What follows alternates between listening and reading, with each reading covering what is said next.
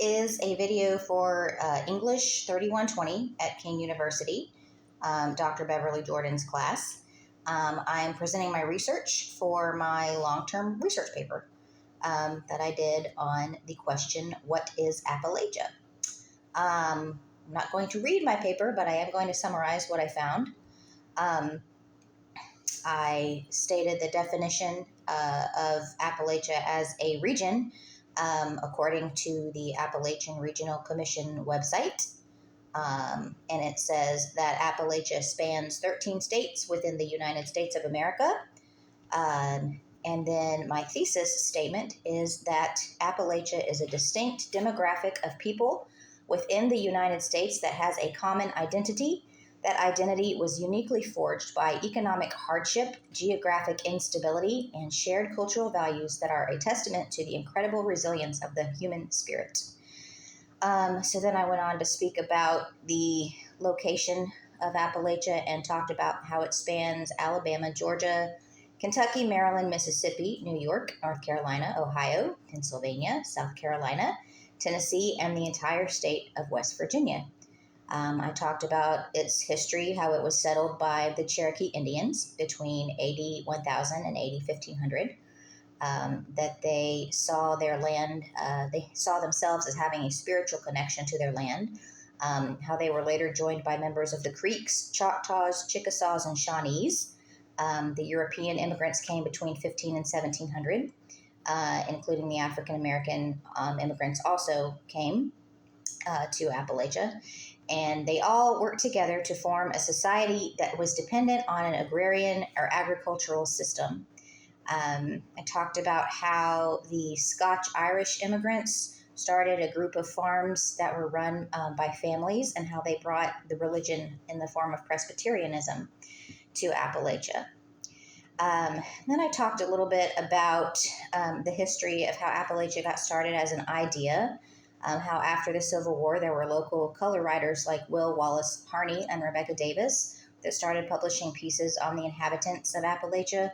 But the issue with these pieces were that they often portrayed the people of Appalachia as uneducated and ignorant and unappealing, which I feel is an oversimplification that just should not occur. And another article that I cited by authors Emily Penny, Amy Azzano, and Kay Shaft, for the Journal of Appalachian Studies.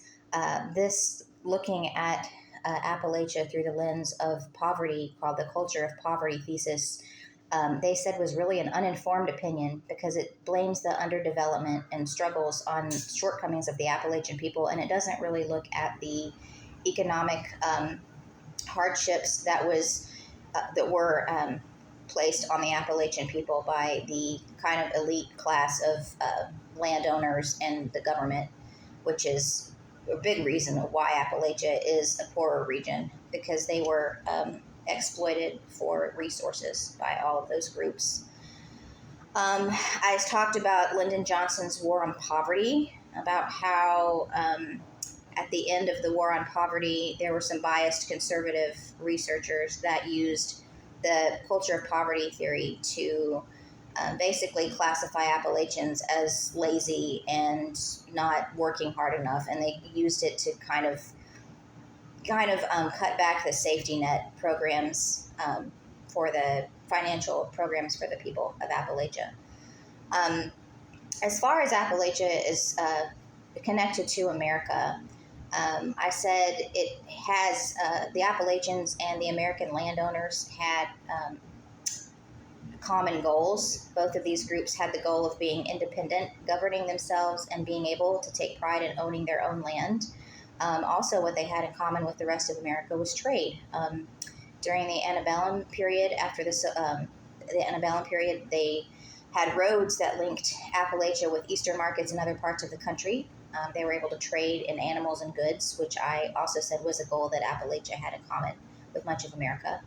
Then I went on to talk about the shared characteristics that Appalachia had with the American South, which unfortunately they were not very kind to African Americans either, and they also drove the Cherokee people off their land so that they could take the land to farm it, which is grievous human rights abuses, and really should never have happened.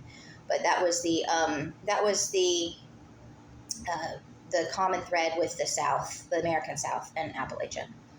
And then I talked about Frank Walker's poems, and about how the plight of the African American people in Appalachia was similar. He talked about his mothers and grandmothers working for wealthy people, and their labor being exploited by the wealthy people in some of his poems.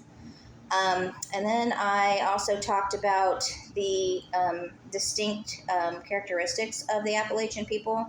An article for the Journal of American History called Black and White, Southern Appalachia, where James Clotter talks about the early Appalachians in the 1800s believing in witchcraft and ghosts and magic, but also talking about how they were hospitable towards visitors and they had large families with a lot of children. Education in this part of the country was behind a lot of the rest of the country because of how it's in the mountains and it's kind of remotely cut off from the main. It was hard for the children to get to school because of the topography, and also because the people in Appalachia for a while saw education as more of a domain of the church than as a public school system. So it was a struggle to get them to kind of adapt to that public school system. And with the topography, like the mountainous region, it was hard for the children to get to school. So my closing paragraph talks about how Appalachia is a distinct area of the United States, how it's often mischaracterized. It has similarities and differences with both the rest of America and the American South, but it is culturally unique in that despite the economic hardships, which I talked about, James Still's River of Earth, and about the massive instability that came from the closing of the coal mines. Despite that economic hardship the Appalachian people have had to face, how they're just a very resilient people, and they have a good a taste for music and family and religion, and talked about how their religion, they see, according to High Mountains Rising, the article and by Deborah McCauley, she talks about how Appalachian people see religion as more of a relationship with God than as some of the mainstream religions see it as just a one-time decision that you make. But the Appalachians seem to really take it to heart and have a more of a day-to-day relationship with God. So my very last paragraph, that was actually the next to last paragraph, says, the people of Appalachia are truly one of the most inspiring demographics to study. Historians would do well to continue their study of these hardy people, and they will continue to inspire others with their faith, persistence, and family values for as long as time exists. So thanks, guys, and hope you have a great rest of your summer.